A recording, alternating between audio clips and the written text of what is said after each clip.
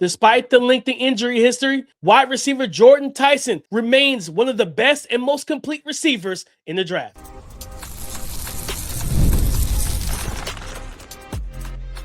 You are Locked On NFL Draft, your daily podcast covering the NFL Draft. Part of the Locked On Podcast Network, your team every day. Welcome back to the Locked On NFL Draft Podcast, your daily podcast covering your favorite draft prospects. Part of the Locked On Podcast Network, your team every day. I'm your boy, Damian Parson. I'm an NFL draft analyst with Bleacher Report. That's my guy, Keith Sanchez. He's the director of scouting with the Draft Network and 2019 national champion with the LSU Tigers. And as always, thank you for making Locked On NFL Draft your first listen of the day. And thank you for making the Locked On Podcast Network the number one sports podcast network in America. Is all because of you, Jordyn Tyson. Time to break down the film, give you the full report, the pros, the cons, explain the grade. Is he wide receiver one for us heading into the NFL scouting combine? Keith, let's get into it. As I always ask you, Jordyn Tyson, the star wide receiver for Arizona State, 6'2", 200 pounds even. What's his A trick, Keith? What's that superpower that he takes into the NFL? DP, if I had to go with one thing for Jordyn Tyson as far as an A trait, I think it's his contested catch ability to make difficult catches, right? This is a young man, when you talk about body control in the air, he defines that, right? Like that's the definition of it. And then you also talk about his focus, right? Focus overall, to be able to focus on the football with defenders draped on him, just in all type of situations and come down with the football.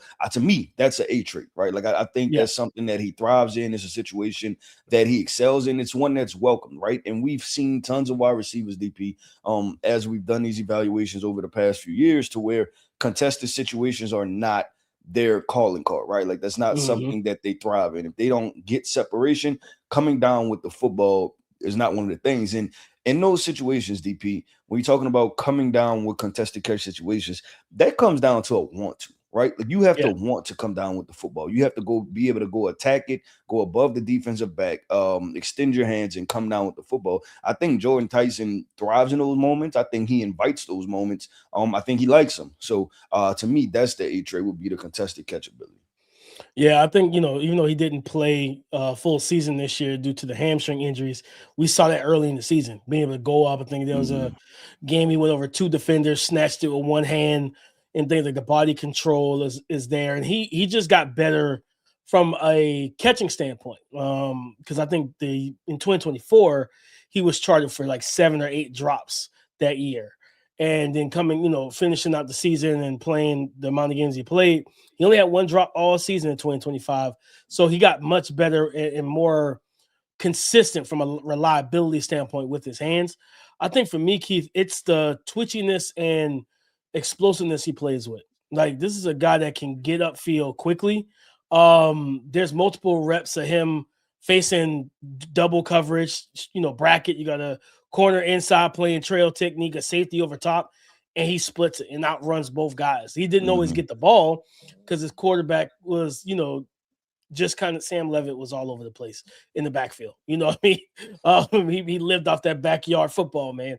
But like you see him outrunning guys. He was a difficult guy to play one-on-one on vertical routes, but then also the ability to catch the ball and then turn up field if you get him in the space. And I think that's where, for me, and the explosiveness out of his breaks too, where like you get to the top of the apex, and when he plants and drives, he can create separation, he can create that space. I think he's a good route runner and everything. And I'll talk about the route running in the negative sense of in the way he can improve coming up next. But I think his ability to just win one-on-one is really good in this class. One of the better guys in terms of just one-on-one. Hey, it's me versus you. I think you go back to, was it Mississippi State? He had multiple one-on-one wins in that game. There was another game later in the season where it's like fourth quarter, they isolated them, it was like 4th and 5. Well, we always talk about those 3rd and 5s, running that slant. Can you win that one-on-one? He won it, right? So combining that with, like you said, to improve the ball skills, the reliability with his hands. He's a guy that plays with good suddenness. Like he has kind of, I remember who did it? Last guy I saw do this a lot, Troy Franklin, when he was at Oregon, the little skip walk release. He did that junk a lot. And now he doesn't do it as much in the NFL, but like Jordan Tyson does it too. But it's a little more sudden where he goes from kind of that slow to he's sped up and he gets upfield, breaks off at the apex, and he's open. So this is a guy that can win it. I think for me, he's a 3-level threat. He gives you the route running at the short, intermediate, and deep down the field. But kids, I think the toughness too, man. Like that Texas Tech game, for those who don't know, that's where he tweaked his hamstrings in Texas Tech. And he refused to come out of that game. He tweaked his hamstring, I think maybe second quarter, I think it was, like early in that game. He refused to come out. They won that game because of him on the final drive. And, to the point where, he catches I think he ran like an out route. Of course, Sam Levitt, breaks contain. He takes it up the sideline. Sam Levitt hits him, and then he gets yards after the catch. Then the very next route, he breaks the DB's ankles in one-on-one with the messed up hamstring on the out route, just route running. And I'm like, the things he's able to do, like, again, he's been my wide receiver one since the summer. We'll talk about the medicals and everything, but like from a skill set standpoint, I think he's probably the most complete receiver in this class. Yeah, the two words that I want to say, you started to get into with Jordan Tyson as far as a route runner, and that's savvy and nuanced, right? There's a lot of detail to his game. You talked about the releases, DP. I thought about in off coverage. I thought that he, for whatever reason, and I don't know if you feel the same way, he caught a lot of defensive backs off guard. Like it's almost like his speed and how fast he was moving was deceptive, right? And I don't know if it's a just 0 to 60 acceleration thing, but it seems to caught a lot of defensive backs. And even as I was watching film, I was like, okay, let me see what his long speed like, right? Like is that a concern? And then he would answer that question with a big play, right? And so I think when I look at him, I think that he has deceptive speed, and that could be due to him, doing a really good job of masking what he's doing, right? Of how he's getting open, or just different elements of his football game. But I appreciated that part of him, and we always talk about this with wide receivers, that it's the minute detail things that usually get you open, right? Stuff like we go back to like a Stephon Diggs. Stephon Diggs is a shell of himself, or the athlete that he was coming out, when he was a rookie and second year, things like that. But he still finds a way to get open. And that's what those guys do, right? Like we have the Jackson Smith and Jigba conversation, right? That everybody talked about. The 4-5, 4-6, right? 4-4, what? No, we don't know about that, right? But he just won the offensive player of the year, right? In the NFL. So there are different ways to get the job done. And I think when we start to look at it in that context, that's when you start to really peel back the layers of being a wide receiver. And I know we saved the comps for the end, Keith, but I wanted to ask you, do you see any similarities between him and JSN as players? Yeah, I do. And we'll, like you said, we'll get like deep into the comments, but I definitely do. Just from a body type, and then also the catching traffic. I know it's contested catching situation, but I think the focus and ability to catch in traffic and bring in those passes is something that I thought was very comparable to what JSN does overall. But DP, let's do this, man. We talked about the pros. Let's get into the cons, because there are conversations about injuries and other elements to Jordan Tyson's game that people want to put a Carnell Tate or a Makai Lemon, right, at wide receiver one. And we're going to discuss those concerns of Jordan Tyson's game. We're going to talk about that coming up next. Welcome to the 5-Hour Energy Flavor Draft. We're looking at every aspect of the draft to let you know which tasty flavors are the best and which might just be sleepers. The board is set, the flavors are ready, only one is going to take the top spot. 5-Hour Energy has a wide variety of flavors, something for everyone. 5-Hour Energy also, their shots will give you the boost you need with zero sugar. They have a lot of up-and-coming flavor innovations planned, like grape with that Concord Classic grape flavor, that soft, rounded sweetness, smooth, almost syrupy, like fruit profile, the classic purple candy style finish, and just a consistent, straightforward taste. At the end of the day, go find your new favorite flavor of 5-Hour Energy shots, available online at 5hourenergy.com or Amazon. Workplace chaos, deadline stacking up, inbox overflowing, and the one position you have to fill is still sitting open. When the pressure's on and you need the right hire, this is a job for sponsored jobs. Indeed, sponsored jobs helps you reach the people who actually fit what you're looking for: skills, experience, location, so you're not just hoping the right candidate stumbles across your post. And here's a stat that says it all. In the minute I've been talking to you, companies like yours made 27 hires on Indeed, according to Indeed data worldwide. So if you're hiring, spend less time searching, more time interviewing candidates who check all of your boxes with Indeed sponsored jobs. And listeners of this show will get a $75 sponsored job credit to help give your job the premium status it deserves at Indeed.com/podcast. Just go to Indeed.com/podcast right now and support our show by saying you heard about Indeed on this podcast. Indeed.com/podcast. Terms and conditions apply. Need to hire? This is a job for Indeed sponsored jobs. Breaking down the concerns for Arizona State star wide receiver Jordyn Tyson. That's what we're getting into next. Thanks for being an everydayer with us. If you want the show ad-free, check out the Everydayer Club. Go to LockedOnNFLDraft.supercast.com to subscribe and become a member. Jordyn Tyson, Keith, I think let's open up that Pandora's box about the injuries. He has never finished a season in college, for completely healthy. I think, I guess you can. I don't know if you could. I guess you put the Big 12 championship as a regular season game. I don't know, but if you don't, then yeah, he 2024 he finished the regular season. He just got hurt in the actual Big 12 championship game before Arizona State was getting ready to face Texas. And I think we came on. I was like, if T plays in that game, Texas probably wins. Texas probably loses and Arizona State wins because it was a super close game with Cam Scatterbull dominating the show. Sam Levitt probably has a much better passing day with a Jordyn Tyson out there.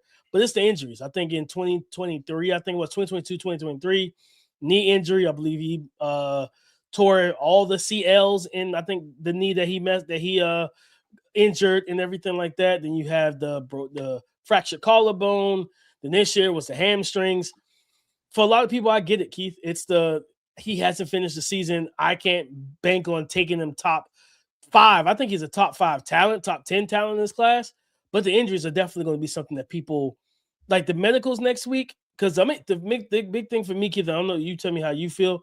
What I'm looking for when it comes down to his medical report is, are there any long-term issues, right? So like last year, Will Johnson, lingering. Will Johnson fell to the second round because supposedly he had a lingering knee issue that teams were worried about for the longevity of his career, like that it could shorten his career, right? Or remember when Todd Gurley came out and it was the knee issue, and it was like, well, how long do we have you for? You know what I mean? And things of that nature. So I think that's what I'm looking for.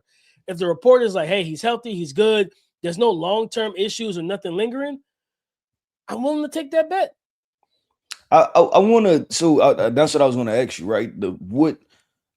Taking the bet on drafting him, but I want to ask you, how aggressive would you be in drafting him? And if you're faced with the position of drafting a healthy Carnell Tate, right, or drafting Jordyn Tyson with pick number 8, which direction are you going as far as being wide receiver 1, the first one off of the board? Which one? Like, are you confident enough in that ability? Like, where would you go with that?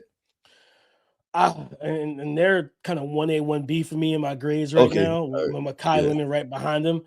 I would probably still lean Tyson because there's more bang for my buck with Tyson, where like the yards after catch and that ability. I know the numbers weren't great, but if you put it on the tape like how we have, Keith, I don't know if you agree. When I'm watching like receivers in terms of yak ability, you have to value in the accuracy and ball placement of the quarterback.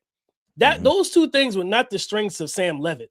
Like he's putting the ball on him instead of throwing him into the void. Like, hey, I got separation, lead me so I can turn it up and now I can get busy. Instead, you're putting the ball right on him, and instead of him taking a kill shot from a triggering defender, he steps out of bounds or whatever, he preserves his body. I think there's a lot more from a run after catch standpoint in his game, that Sam Levitt honestly held back.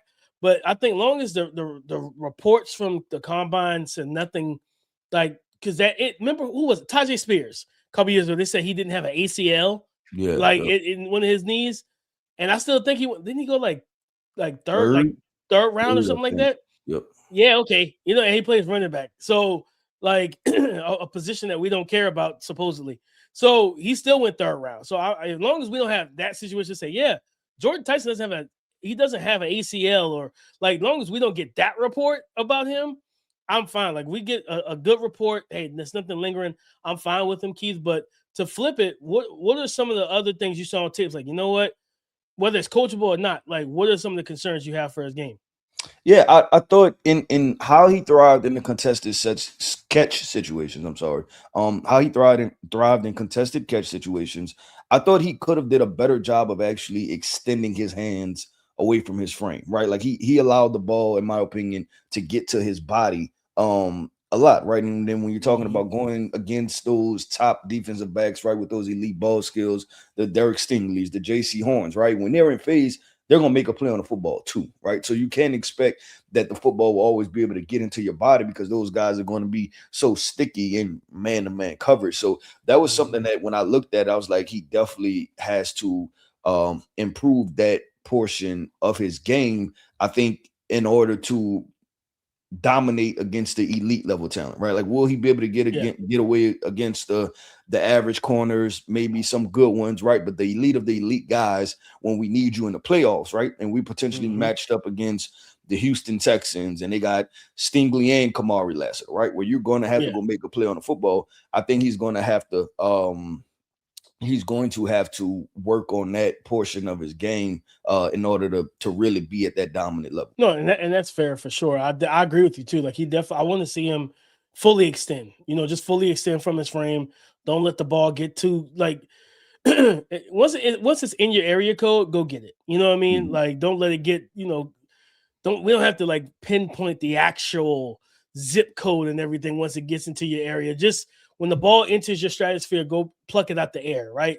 And we've seen that Tate's great at that. Makai Lemon's great at that, like using the full extension of whatever your wingspan is, use it to its full extent and let it be a benefit to you. Because I think I really like his route running, but I said there's some room for improvement for me. I think for him, he's got some wasted movements with his routes at times where I feel like he does a little too much. It's almost like it's like ball handling. Like, Kyrie Irving sometimes over dribbles, like, because he's just like in his bag, he's cooking you multiple times, and he's like, Kyrie, if you just pulled up, you were fine. Like, Kyrie's like, nah, I got this one more snatch back to catch you with, and then I'm gonna pull up. Well, Curry is like, it's very intentional. I'm dribbling to get my spot. Like, I'm trying to get to my three or wherever I'm doing, and I'm going from there, right? Like, I think that's why I want to see more, just being more intentional with his steps and with his releases, because he's got like it's the shuffle release where he shuffles outside and then tries to diamond cut back inside on slants. And it's the results vary when he does those, because sometimes he doesn't sell, like he's going vertical enough, and the DB doesn't open his hips, he stays square, and he just waits for him to work back inside, and now he clamps him, right? So it's just being more intentional with his routes and with his salesmanship, with his release package and everything. Because if you start doing, like, being intentional with every single step, violence with every step, that's how you win at the next level. To be able to push guys upfield, make a guy do a zone turn early in the rep. And now, it's just things like that, those hard jab steps. I think there's a lot more nuance, even though he's already nuanced. I think there's a lot more that he could add to his bag to win cleaner and quicker at the line of scrimmage. Yeah, and that, to me, that directly ties into a minor concern that I had that I don't feel like I've seen a lot on film, right? And that was his ability to consistently beat press man coverage. And he doesn't use his hands either. And I thought that had to do with one word you just used, was intentionality, right? Like, he has to be more intentional and direct and speed up his process, and understanding that, listen, when you playing press man against someone, like you said, the Patrick Surtains of the world, you're not going to have time just to fiddle faddle, right? Like, and if you don't be intentional and aggressive with your steps, especially in your release, it's going to get you nowhere fast, right? Because those guys are so disciplined in what they do. And it's different from being in a Big 12 and facing off coverage, right? When you have off Right. coverage, of course, you can take your time and tempo. But when you have those press man corners with great arm length and things like that, you have to be intentional with every single step because they are so disciplined in what they do. And I'll piggyback off that, Keith, and I'll say from a coaching standpoint, the main thing I would say to him is be consistent because he shows flashes of it. I think it was the Mississippi State game. They had like a tall corner who likes to be physical at the line of scrimmage, and they were battling all game. And then like you will see reps where that corner was able to kind of disrupt him a little bit, and then he beats him clean. And I'm like, but if you could tell that you look at the 2 reps, you see the difference of, oh, you were urgent and you were intentional and violent. Like you weren't waiting and wasting time. You knew hey, I need to get busy and I need to get busy quickly. He wants to be aggressive. I got to counter that. And that's going to be the thing is like from a coaching standpoint, pull out those reps. I need this every rep. I don't need this at all. I don't want to see those kind of lackadaisical reps where you're just kind of, it's not like saying you're going through the motions, but it's almost like you're underestimating your opponent thinking that this is going to fool them and this is going to work. Like, no, you need to force them off their spot. Like, you got to do that more consistently. So consistency is going to be key. Emphasizing that in the NFL from a coaching standpoint is going to be big because if he gets into a room, and honestly, Keith, it's almost, we always talk about this like quarterbacks. He's a guy that I want to get him in a room with vets, with a veteran, with a good veteran receiver, not a star, but like, hey, you got yourself. I mean, I think he's retired now, or might be retired. Adam Thielen, right? Like an Adam Thielen in the room that can walk him through and work with him on the practice field with the releases and stuff like, hey, when I'm facing press, this is how I attack it. I attack it with quickness, suddenness, and intentionality. I'm not wasting time. You waste a little bit too much time at the line of scrimmage or with your releases and with your routes. Let's get into it a little quicker than this. Yep, I agree with DP. Let's do this, man. Let's do the part that I enjoy the most, right? Explain the grade. We're going to talk about what draft grades did we give Jordyn Tyson, and we're going to come up with an NFL comp, and we're going to discuss that coming up next. Hey, it's Matt Derry from the Locked On Lions podcast. The people I love depend on me. If I'm gone, the financial responsibilities don't disappear. I didn't want my family figuring things out during the hardest moment of their lives. That's why I knew only one place to go. I chose life insurance through my friends at Ethos. Ethos makes getting life insurance fast and easy, 100% online. You can get a quote in seconds, apply in minutes, and get same-day coverage. There's no medical exam. You just answer a few simple health questions. You can get up to $3 million in coverage. Some policies are as low as $30 a month. I love the folks at Ethos. Protect your family with life insurance from Ethos now by going to ethos.com/LockedOnNFL. In as little as 10 minutes, you can get the free quote and up to $3 million in coverage at ethos.com/LockedOnNFL. That is ethos.com/LockedOnNFL. Ethos.com/LockedOnNFL. Application times and rates may vary. Thank you for making Locked On NFL Draft your first listen today and everyday shot for being our everydayers.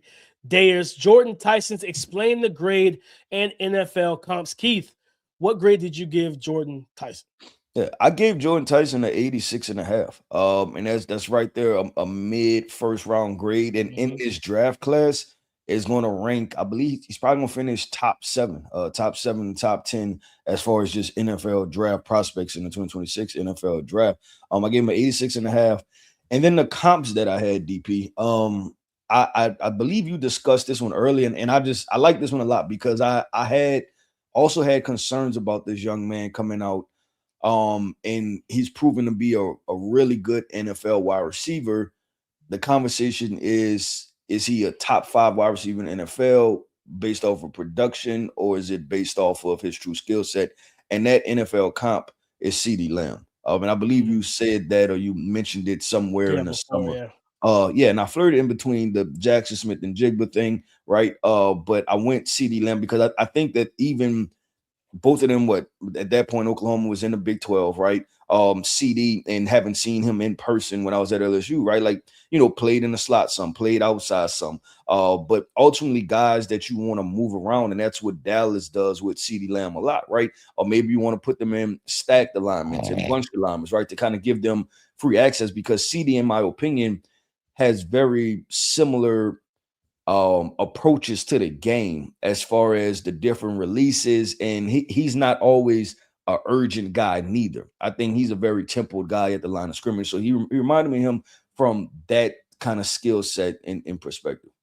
No, yeah, I think, and from that's why I feel that was my comp initially for him and everything. And I'm like, that's why I feel like the yards after catch, I think there's more to his game. I think you get him with an accurate quarterback that gets him the ball on time. Like, I think people need to understand, like, man, when you the sheer timeliness that has to happen from a quarterback to allow guys to take advantage of the separation they created, it's paramount, man. If I beat this guy on the out route or a slant, get me the ball so I could then I got some space. Let me work with that. Like, I don't want to have to try and fight off two linebackers and a safety, and now I'm caged in like a wild animal. Like, no, like, get me the ball quickly. And that's something that Sam Levitt didn't.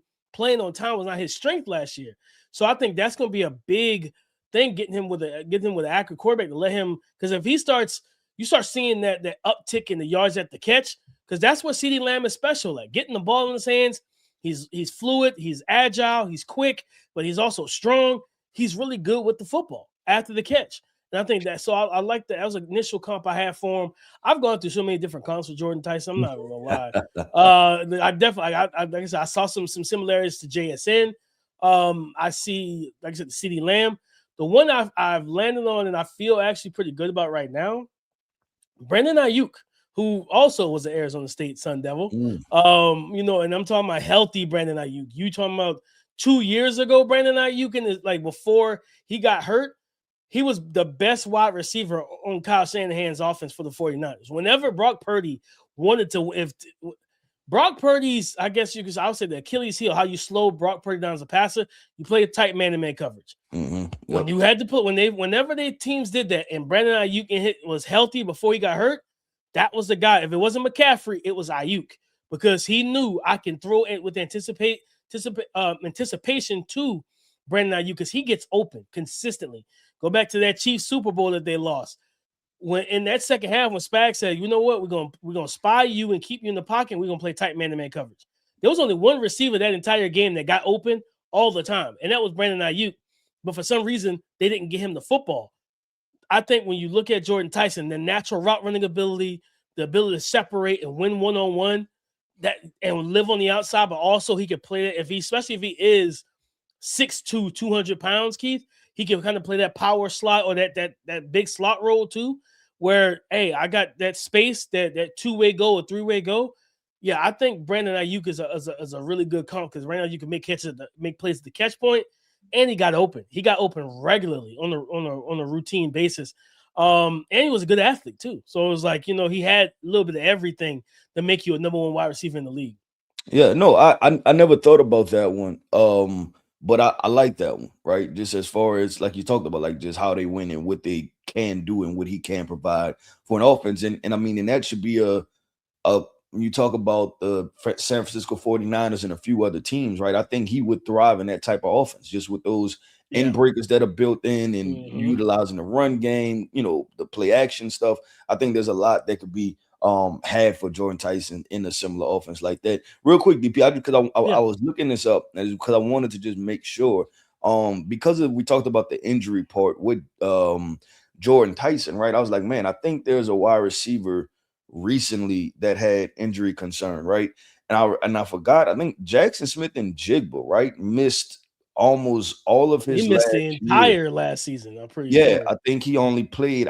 Might have been 60 snaps. It was something very minimal. Yeah. He barely played that year, and then obviously even in the pre-draft process, didn't ran at his pro day, didn't run at the combine. There's a lot of different things there were a lot of unknowns with Jackson Smith-Njigba.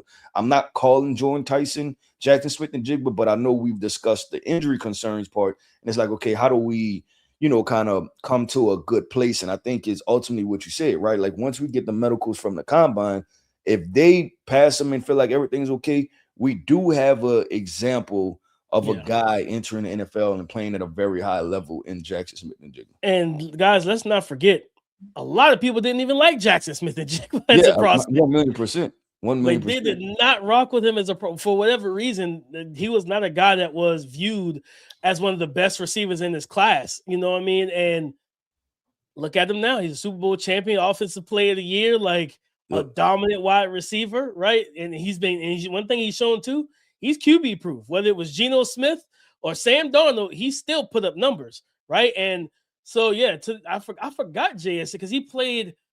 As a matter of fact, I think it was a hamstring. He was hampered with a hamstring.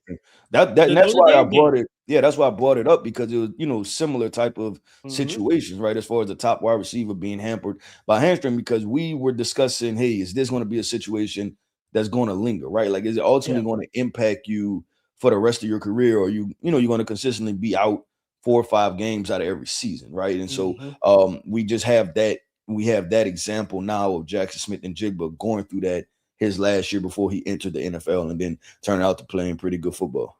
Absolutely. So I mean, I'm that's a great nugget that I honestly forgot about, and I think that kind of like for those who are worried about it, it gives you a little bit more solace, man, because it's like the fractured collarbone, that's kind of a freak situation. That doesn't happen a lot. You know what I mean? Like if I had to rank them, I would probably go obviously the knee injury number one to make sure he's completely healthy from that. But he showed I didn't see anything on film that seen he was lingering, right?